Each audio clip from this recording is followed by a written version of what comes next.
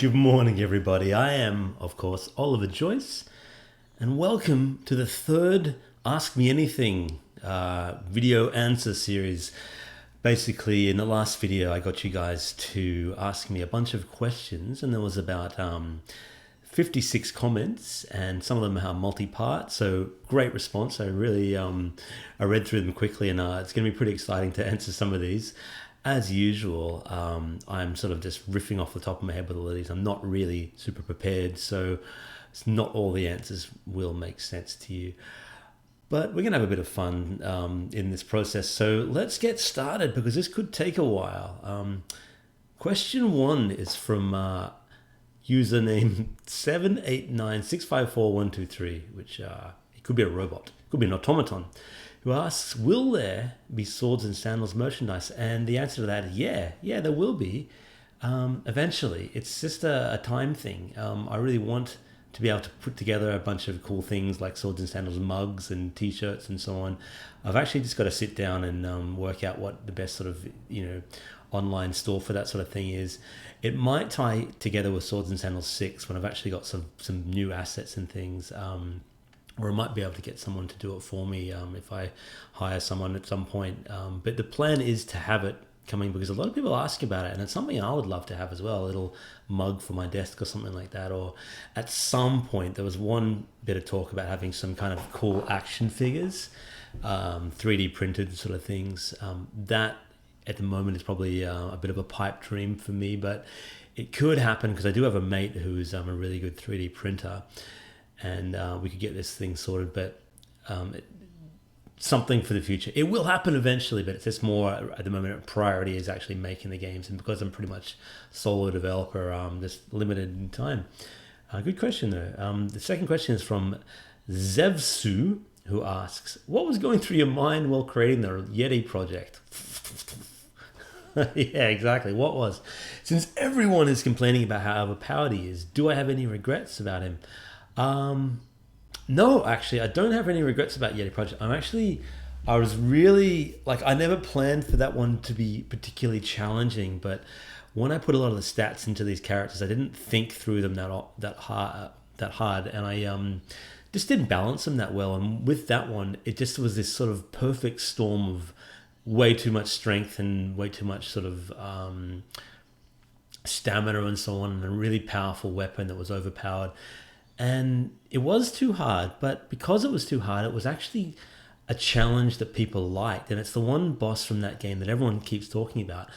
And, in the same way that Dark Souls is a really challenging game because the bosses are really hard, but they are beatable. And that one in particular was beaten by many, many people, but it had, a real steep learning curve to beat it.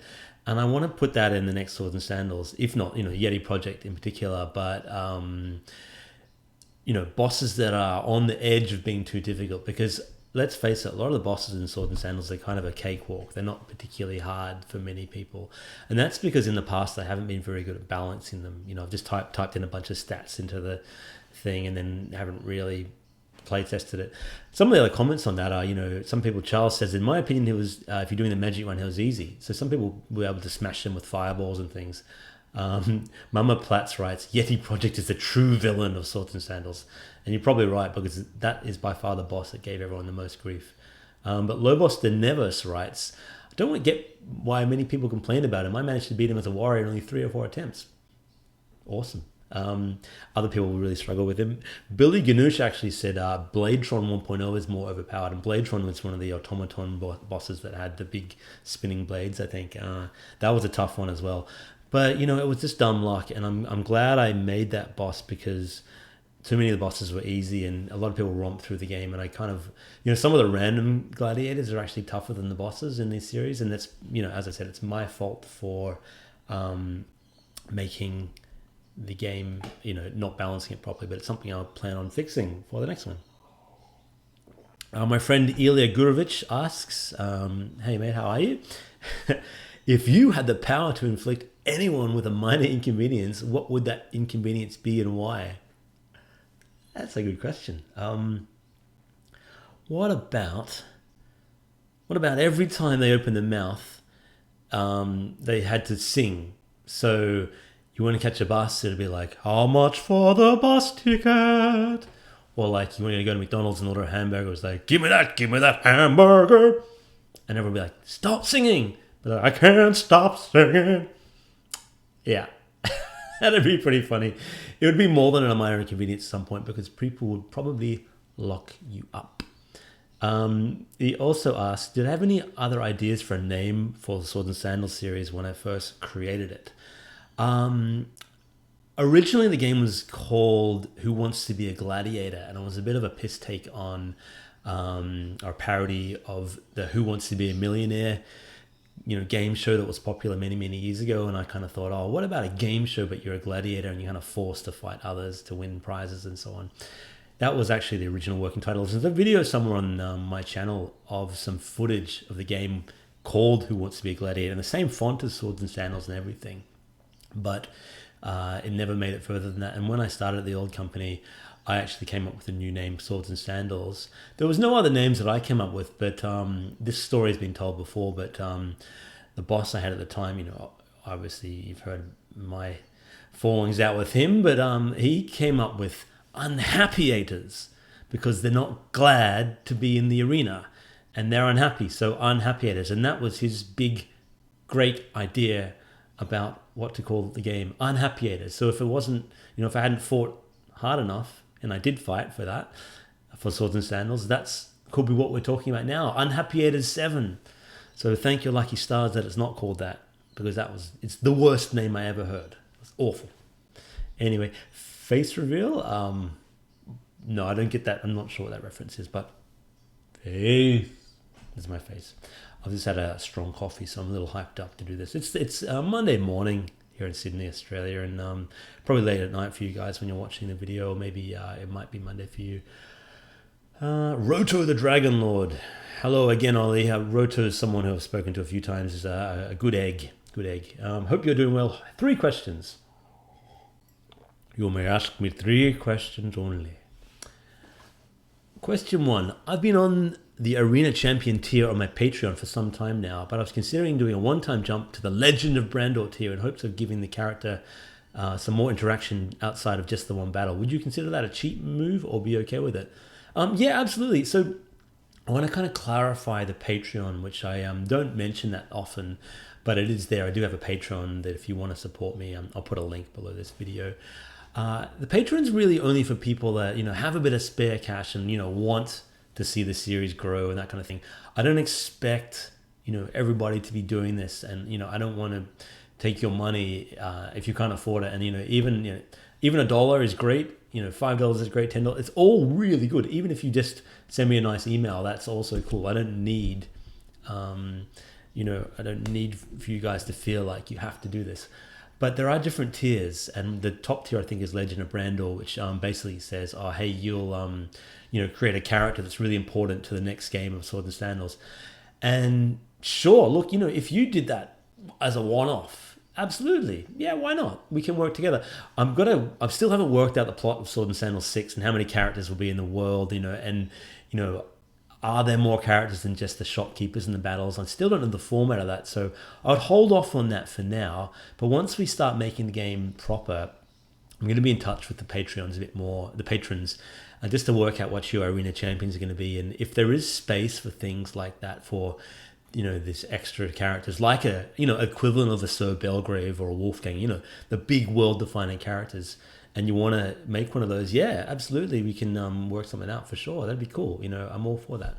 And his last question was, I think you said you wanted different weapons to have different advantages instead of every weapon being a direct upgrade. Yeah, this is talking about Swords and Sandals 6 now, which will be a lot of the questions in this video I think I'll be answering.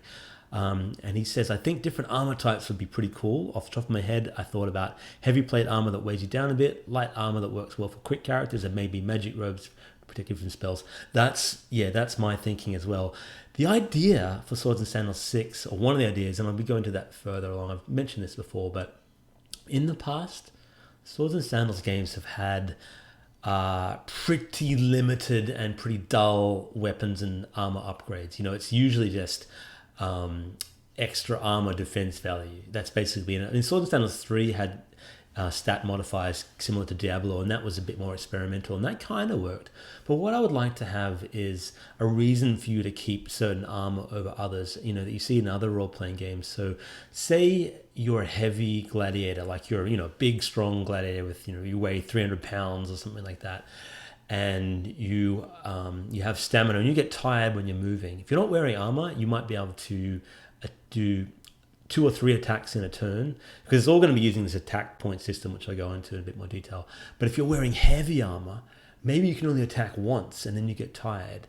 But if you're wearing light armor, maybe you can attack a bit more, and maybe a weak character wearing heavy armor gets tired more. You know what I mean? So, and you know, maybe robes don't protect you from anything but spell damage, that kind of thing. And you know, it's been done before in role-playing games, but I want to experiment with that just to make it so things aren't redundant. You know what I mean? I want people to still use daggers because they're quick, or you know, maces because they have, or morning stars because they have a longer range, and that's something I really want to update. Good questions. Kobalat writes, "Greetings, Oliver. It is I, Sorbitus of Metus from Discord. Hello, my friend. How are you? And hello to everybody who's watching this from the Discord channel. You guys are the true lifeblood of Sword and Sandals. I mean, without you, you know, there would still be Sword and Sandals, but you're what's keeping this going in the sort of the quiet times like this year where there hasn't been much in the way of Swords and Sandals activity while I work on Spartacus. So I just want to say thank you to you guys for all the memes, all the little chat bots, all the conversation. I jump in there every week and try to say hi, but I'm not there as often as I could be, and I wish I had more time to do that. But I do love interacting with you guys, and I like the fact that you interact with each other and talk about the stories. And you know, Katsumoto writes these little you know, fan fiction in the drawings and so on, and Overlord moderating it all, and Enrico and all the guys there. You know, you're awesome. I wanted to ask you a few questions, said Kobalat. I need to ask you a few questions, and I want to have them answered immediately. How hard is it to develop these games for you? It's getting easier. I've been doing it for, you know, like, honestly, I've been making games since I was 8, maybe 7 or 8 back. And my dad gave me an old computer, and I was able to I learned from books. Actually, I've showed this before, but this was the book, Write Your Own Adventure Programs for Your Microcomputer. And this was written in... let's see, 1983. You can't really see it there, but yeah, first published 1983. So, you know, I was 5, so I'm pretty old now, but it was amazing. And this is how I learned to make games from, this is your map and so on, and then you'd actually type out lines from the book like this. Isn't that cool? Or maybe it's not cool, but that's how I taught myself to program. So I've been doing it for so long that it's not hard for me to make these games, but they're challenging. I usually run into problems with every game, and there's always bugs and so on, but there's been no game that I've ever had to abandon because it was too hard to make at this point. So game dev is challenging for sure, but at this point I kind of know what I'm doing. Even though, like, I switched over to a new game engine for Spartacus, the Unity game engine, which a lot of people know, and I didn't know it very well, and so I'm always learning about that. And I feel like an idiot most days when I'm using it, because I'm like, how do you do this? How do you do this? I'm Googling this, Googling that. You know, how do I make the character jump? Stupid things like that I should know. So, but you know, smart programmers and smart game developers learn how to Google, because even, you know, you always forget stuff, and even the smartest game developers will be Googling stuff every day. Anyway, good question though. Question 2, will we be getting all the races for the next Swords and Sandals? Haxapogs, Sagan blobs, golems, etc. No, not all of them. Some of them. It all kind of depends on the character models, because these are going to be 3D for Swords and Sandals 6. And I probably have a less variety of models. Depending on which modeler I use and how easy it is, I'd love to be able to replicate a lot of them. You know, I definitely want to put the Sagan blobs in, because it'd be cool, sort of translucent things you can kind of see through. Some of them might be too hard. Automatons are definitely going to be there, the robots. Humans, undead, and, you know, variations of the human ones. We'll see what we can do, but I'm keen to put as many as I can. And I also have to at some point go through the whole tome and work out which is canon and what isn't, because not every race is canon. I know in some of the early Swords and Sandals there's things like, pig men and dog men and stuff. Some of those, might, they didn't make the final cut of what's actually, official Swords and Sandals lore. There's a question later on about the Glamazons. They're not official. Or maybe they are. I don't know. I took them out because it was too weird. These didn't really work, but I'm going to work out how to do that. And question 3, how do you feel about your small yet loving community? As I mentioned earlier, you guys are the best. Everyone says that, but I'm just humbled to have fans of this game that I made years ago, and I never expected it to be, to have some interest 12 or 13 years later, even though I'm still making them. And a lot of you grew up with this. That's games that you were probably playing, as kids and in school, and maybe your dads and mums got you playing them, and you had I've heard stories of kids playing these games with their dad, fighting things and going through the shared experience of, one of their first games. And that's really something that, you only dream of as a game developer. And, I'm still just a part-time game developer. I have another job that I have to do to make ends meet. But, many game developers never have that kind of, success, and to have a fan base like this, that people that care about the stories you create and the characters you make. And it's wonderful. I can't say enough about how, humbled I am and appreciative I am of you guys. And I hope to keep bringing the series to you and in making you more involved from here on in, especially with Swords and Sandals 6 and the multiplayer aspect of it. And I hope this thing can go for years. I want to be an old man, in 30, 40 years time when we're all underwater, into the global warming and everything, in a little biodome talking to you about Swords and Sandals 24. And this one is about Antares and his comeback from the dead again. That would be amazing. And you guys are all 50 and 60 years old, and I'm 80 years old, and we're all talking Swords and Sandals. Imagine that. We'll see, hopefully. Maybe my son Isaac will continue the Swords and Sandals legacy. But yeah, I'm rambling a little bit now, but you guys are what motivates me to keep making these games. So cheers to you. Next question is from Hi 2015 Gamer. Hi. Do you see potential of making a living from YouTube in your games? The games, yeah, absolutely. I do this part time, but I'm fairly close to doing this full time. It just sort of depends on when my kid's out of daycare and goes to school, and my wife is back working full time and so on. I'm hoping in the next year or two to be able to do Whiskeybarrel Studios full time. If Spartacus sells really well, great. Maybe I can do that. When Swords and Sandals 6 comes out, I think that will be the big thing. That will be the big catalyst to kind of finally make this a real go. YouTube, personally, for me, not at all. YouTube makes no money for me. I make $10 a month, from ads. And that pays for lunch one day. I feel like for me, I don't put enough effort into the YouTube videos. They're not very professional. I don't edit them. The sound quality is a bit crap. Look at this background. This is just the little home. This is my home office here. So you actually can see that. So that's my cool shelf of things. There's a gladiator helmet. There's a pirate ship. I've got Optimus Prime and some figures there. Whiskeybarrel Studios, He-Man, Skeletor. But yeah, this is the room. I got a nice window there, so it's not actually as bad as it seems. It seems like I'm in this kind of white cell, but no, it's nice. It's nice. I do like it. I don't know why I brought that, but as an environment, I'm not a good YouTuber. I don't think I have the time or dedication to put into it. The videos are a bit crap. The Games Gladiator videos, they only have about 100 views, sometimes 50 views, so nobody really cares about them. I think there is still money to be made on YouTube for a lot of people, a younger audience than me, I think, if you have the energy and the time. But you have to come up with something new. It's really hard if you just want to sit down and review games, or, there's a billion other people doing that. So you want to have, a comedy channel or something, like a music channel. Just put your own spin on it. So you can make money with YouTube for sure, but it's a lot harder. There are other platforms like Twitch and other things like that some people are making money from. There's always going to be something else. And the key is to become an earlier adopter of that and try and get in before everyone else.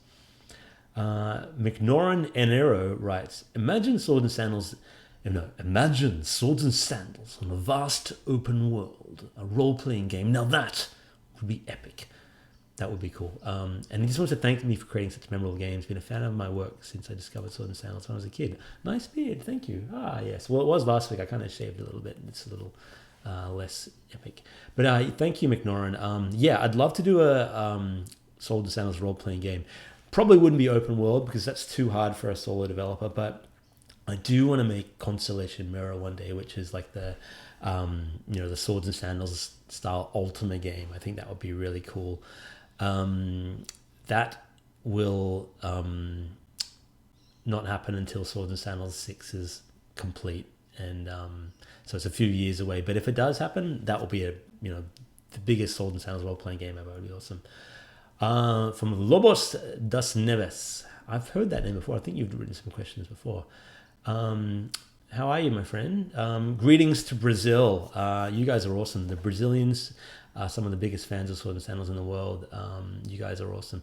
He says, sorry for the bad English. Your English is pretty good. I'm just reading these questions and, yes, your English is better than my Portuguese. So, I take my hat off to anyone that can speak more than one language because I'm an Aussie and I only speak Australian. So I don't know what's with all the voices this morning. As I said, I have too much coffee. But I'm actually going to get another coffee at some point and pause this video. We might make this a two-parter. If it gets to about half an hour, we'll sort of cut it and then release it over 2 days. Because you probably don't want to have a whole hour of this chat. What are we doing? Lobos asks, in the first Swords and Sandals, when the first question, so he's written, okay, yeah. He asked when Fallen Emperor Antares was canon in Swords and Sandals 3, it was actually a memory of Antares, but in the game there's no signal of that. But not only if that happened with his character, but other ones, why is there so much hidden, unreleased information? Okay, so Antares, the story goes that, and I have to work this out because I kind of am always tripping myself as I'm trying to streamline this whole Swords and Sandals, timeline. I'm writing that big term of law document on my website, which some of you know and others don't. I'll put a link in the video below. Some things don't always make sense. And I'm even thinking now that Swords and Sandals 5 might have even happened before Swords and Sandals 3 because I'm now confused because Antares dies, he's killed by the gladiator, the nameless gladiator, and Bargalon, of course, and the automatons are able to, they're basically creating a simulation of Antares, like almost a computer program of him. It's a memory, but it's captured.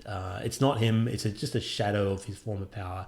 It's not actually Antares, it's almost, it's a simulation. So, you don't really find that out in Swords and Sandals 3 because it doesn't have much information about that. But I kind of had to retrofit that because Antares is supposed to be dead at this time and he doesn't get killed till Swords and Sandals 5, I'm still working it all out in my head. And that's why there's so much hidden and unreleased information because I'm actually writing it as I go along. I've done the first chapters, I've done Pirates 1 and 2, and I'm actually working on Swords and Sandals 3 at the moment as far as like writing up all the stories and trying to put them together. And the Discord moderator Overlord will be helping me with that soon because he's really good at spotting inconsistencies and timelines and characters that don't make sense, and this one should be dead and that kind of thing. So we will be putting that all together over, and it's going to take about a year before we get this working. It'll be basically, when it's all said and done, it'll be like a proper, hopefully a wiki that has all the information on this stuff. Why is the design of Bargle so different from Swords and Sandals 2 to 3? Because I think I didn't have a standard for it all. The 1 and 2 is, I think, the official one. 3 doesn't, he's not supposed to look like that, I think. The one that kind of looks like, he has like a headband and a short beard and a bald head, and that's the official one. And I think you see him in Pirates and the Redux games as well. That's the official one.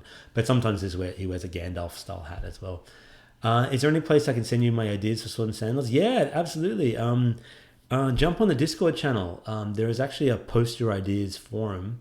You can write there, but if you don't want to share them with everyone else, you can actually hit me up on Discord as well and just post me a message. Why is Sphericles blue in Redux? Because I kind of preferred him to be blue because there wasn't enough blue characters. He's a god basically. He's a titan, one of the great. He's a colossus, one of the great, the 8 great beasts of the Swords and Sandals world that from Crusader. And I thought he just looked cooler being blue rather than sort of pale skin. In the original Sword and Sandals 2, why did the arena champion Daimyo Katsumoto have his own version of samurai helmet, but his armor is knight armor? I think he was supposed to have samurai armor as well. Although he's a funny one. He's kind of like a samurai. The samurai armor is a bit weird because it doesn't. I'm not sure where it fits in with what culture and so on because he's from. Where is he from? I think he might be from Taj Brandir or something like that before the Beast Lord took over. So he's not really technically supposed to be wearing the knight armor, which is more the Draken Deer armor. Anyway, this is all the kind of stuff I need to sort out for the Tome of Lore. Can you tell us some things about the original Swords and Sandals 5? There's not much information on it and very few videos. Lobus is writing some awesome questions here. Swords and Sandals 5, the original, I've done a few videos on this in the past, which you can look up just by going through my channel. But it originally was supposed to be a dungeon crawler only, and it didn't have an arena thing. But the old company kind of forced me into making it like an arena thing. Then it was originally going to be only a PC game that you could buy, but I had to try and streamline it and put it into like a mobile version that would fit on the phone, and it all just worked out really. It had so many changes and problems and this weird little multiplayer aspect, and it had the virtual gems currency. It was just a mess, really hard to develop. Going back to our game's hard to make, that was hard to make just because of all the external changes that the company wanted to make, and it just kept changing, and it ended up being really different from what I hoped for. And I tried to correct some of that in the Redux, but I wasn't able to really nail it because originally it was just supposed to be a roguelike with Swords and Sandals characters. So there's I think a couple of videos you can find of other people playing it somewhere. If you type in Swords and Sandals 5 into YouTube, you might be able to find some of the original footage, and the character looks a bit different, and you can see the gameplay is a bit different as well. Weird game. It was hard to build, man. It was hard. He asks, why are the browser versions of Swords and Sandals 3 and 4 broken? They weren't originally broken, but the Flash player, which is Flash is what those games are made in, has changed over the years, and a lot of browsers don't really support it properly anymore. And it's just the newer version that would actually introduce bugs into the old versions of the games, even though I haven't changed the code for the games themselves. Flash has changed, and it automatically updates, and then it just breaks these old things. And the save game stuff doesn't work half the time anymore, especially on 4. When you replay levels, it just bugs out and so on. I tried to fix as much of that as I could in the Classic Collection for Steam. Didn't get it all because some of the bugs are just impossible to fix, and Flash just doesn't work with them anymore. But hopefully a lot of it is working. He also asked, why was the species Glamazon removed from Swords and Sandals 4? It's just because they were weird. They didn't really look right. The character model was too weird. I might bring them back for Swords and Sandals 6. These big, powerful, Amazon women, because there's not enough sort of powerful female characters in the series, and these would be kind of cool. But they're a bit of a joke character, and I want to make them a bit more serious. If it was removed and this hexapods were left in, why did it need to be replaced instead of just adding it? Yeah, I think it was just because of that, because they look too stupid. So I need to work out what they look like and where they're from, what their story is before I add them back in. He also asked, in Swords and Sandals 2 Redux, why don't the bosses have their own weapons instead they just have enchanted normal weapons? I just ran out of time with that one. I didn't have any extra time to make special weapons for them. And in Swords and Sandals 2 Redux, Lobos writes that he found a strange character in the background. Where is he from? I'm just loading up this little link, see if I can find it. Yeah. So this character, can't really see my screen, but yeah, you can actually. So if you see my screen here, I can't really zoom in, but if I save that, and then we go This character is in fact Anti-Midas, who is one of the villains of Swords and Sandals that not many people know about. He's the one that trapped... There he is. I've got a much better image of him, but that's him. He's a real villain, and he has a real-life counterpart who I shall not name here, but he's based on a real person. And we'll get back to that. Based on a real person.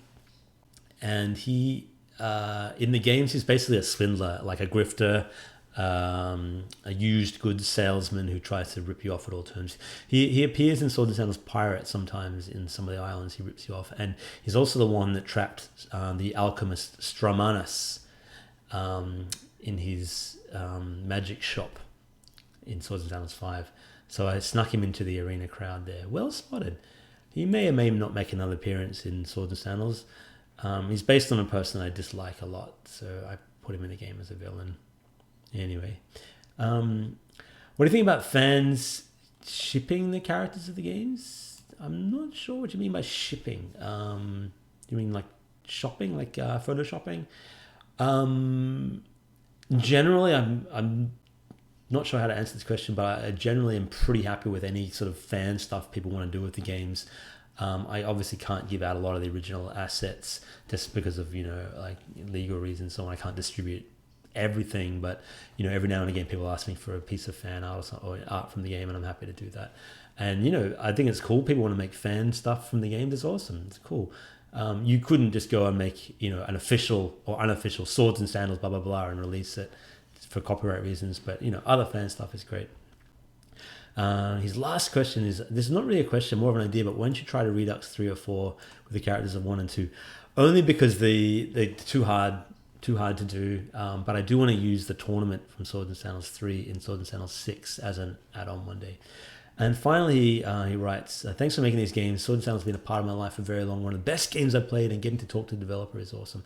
Man, thank you for writing, taking the time to write 12 questions. That's pretty amazing. It's a big effort. So what we're going to do is we're going to take a little break now, and I'm going to go get a coffee, and I'm going to record the second part of this video, and I'll upload it the day after today. So we'll do this in 2 parts because it's just so I can break it up for me and for you guys. All right, until part 2 of part 3 of the Ask Me Anything, I'll see you again, gladiators. Bye for now.